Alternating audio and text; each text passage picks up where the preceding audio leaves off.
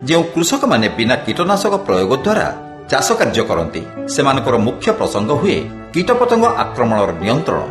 କେଉଁ ଉପାୟରେ ତାର କୃଷିକ୍ଷେତ୍ରକୁ ପୋକ ଦାଉରୁ ରକ୍ଷା କରିବ, ଏହା ଏକ ବିଷମ ସମସ୍ୟା। ଯେଉଁମାନେ ଜୈବିକ ସାର ପ୍ରୟୋଗ କରି ଚାଷ କରନ୍ତି କିମ୍ବା ଗାଁ ଗହଳିରେ ପ୍ରାକୃତିକ ଉପାୟରେ ଚାଷ କରନ୍ତି ସେମାନେ ହତାଶ ହୋଇ ଉପାୟ ଖୋଜନ୍ତି। ଉପାୟ ମଧ୍ୟରେ ସବୁଠୁ ଶ୍ରେଷ୍ଠ ଉପାୟ ହେଲା ବିନା ରାସାୟନିକ ଔଷଧ ପ୍ରୟୋଗ ନ କରି ଯନ୍ତା ଦ୍ୱାରା ନିଜ ନିଜର ଚାଷ ଜମିକୁ ବଞ୍ଚାଇ ପାରିବ, ଯାହାର ନାଁ ଫେରୋମନ। ଫେରୋମନ ଯନ୍ତା 4ରୁ 5ଟି ଆବଶ୍ୟକ ହୁଏ ଏକ ଏକର ଫସଲକୁ ନିୟନ୍ତ୍ରଣ କରିବା ପାଇଁ।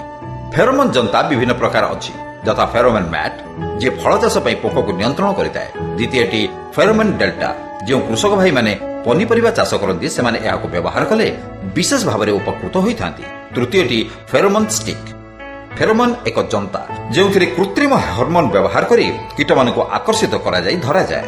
ସେହି କୃତ୍ରିମ ହର୍ମୋନ ଲିଓର ଅଟେ। ବିଭିନ୍ନ କୀଟମାନଙ୍କ ପାଇଁ ଭିନ୍ନ ଭିନ୍ନ ପ୍ରକାରର ଲିଓର ରହିଛି କିମ୍ବା ବିଭିନ୍ନ ଚାଷ ପାଇଁ ଭିନ୍ନ ଭିନ୍ନ ଲିଓର ବ୍ୟବହାର କରାଯାଏ। ଏହି ହର୍ମୋନକୁ ବ୍ୟବହାର କରିବା ପାଇଁ ବିଶେଷ ଭାବରେ ସାବଧାନତା ଅବଲମ୍ବନ କରିବାକୁ ପଡ଼ିଥାଏ।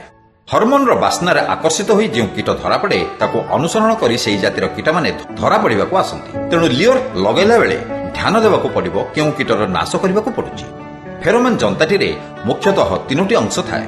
ଉପରି ଭାଗ ଅଂଶଟି ଦେଖିବାକୁ ପ୍ଲେଟ୍ ସଦୃଶ ଘୋଡ଼ଣୀ ଭଳି, ଯାହା ପ୍ଲାଷ୍ଟିକ ନିର୍ମିତ। ଏଥିରେ 3ଟି ଛିଦ୍ର ଥାଏ। ଏହି 3ଟି ଛିଦ୍ରର ମଧ୍ୟଭାଗରେ ମଧ୍ୟ ଏକ ଛିଦ୍ର ଥାଏ ଯେଉଁଥିରେ ଲିଓରକୁ ଲଗାଯାଇଥାଏ। ଦ୍ୱିତୀୟ ଭାଗଟିର ଆକାର ଫୁଲୁରି କାହାଳି ଭଳି, ଯାହାର ଉପରି ଭାଗ ଗୋଲାକାର ଏବଂ ତଳ ଅଂଶ ସରୁ ଛିଦ୍ରଯୁକ୍ତ। ପ୍ରଥମ ଅଂଶର ପ୍ଲେଟ୍ଟି ଏହି ଦ୍ୱିତୀୟ ଅଂଶର ଉପରି ଭାଗରେ ଜଡ଼ିତ ହୋଇ ରହିଥାଏ। ଏହାକୁ ଧରି ରଖିବା ପାଇଁ ଛିଦ୍ର ଭିତରେ ଦ୍ୱିତୀୟ ଭାଗର ଖୁଣ୍ଟଗୁଡ଼ିକ ପ୍ରବେଶ ପାଇ ରହିଥାଏ। ଏହା ବ୍ୟତୀତ ଦ୍ୱିତୀୟ ଭାଗର ବହିର୍ଭାଗରେ ଯନ୍ତାଟିକୁ ବାଡ଼ି ସାହାଯ୍ୟରେ ଟେକି ଧରିବା ପାଇଁ ମଧ୍ୟ ଏକ ଛିଦ୍ର ରହିଥାଏ। ତୃତୀୟ ଅଂଶଟି ଏକ ନଳୀ ସଦୃଶ ପଲିଥିନ୍ ବ୍ୟାଗ୍। ଏହାକୁ ଦ୍ୱିତୀୟ ଭାଗର ତଳ ଅଂଶରେ ସଂଯୋଗ କରାଯାଇ ବ୍ୟାଗ୍ର ତଳ ଅଂଶକୁ ବାଡ଼ିରେ ବାନ୍ଧି ଦିଆଯାଇଥାଏ। ଫଳରେ ପୋକମାନେ ପଡ଼ିଲା ପରେ ବାହାରକୁ ବାହାରି ପାରିନଥାନ୍ତି। ଲିଓର ହର୍ମୋନ ଲଗାଇବା ପାଇଁ କୃଷକକୁ ବିଶେଷ ସାବଧାନତା ଅବଲମ୍ବନ କରିବାକୁ ପଡ଼େ। ହାତକୁ ଭଲ ଭାବରେ ସାବୁନରେ ଧୋଇବାକୁ ପଡ଼େ, ଯେଭଳି ଦୂଷିତ ହାତର ଗନ୍ଧରେ ପୋକଗୁଡ଼ିକ ଭ୍ରମରେ ନ ପଡ଼ନ୍ତି। ଫସଲର ଉଚ୍ଚତାଠାରୁ 1 ଫୁଟ ଉଚ୍ଚତା ବିଶିଷ୍ଟ ବାଡ଼ିରେ ଏହାକୁ ସ୍ଥାପନ କରାଯାଏ।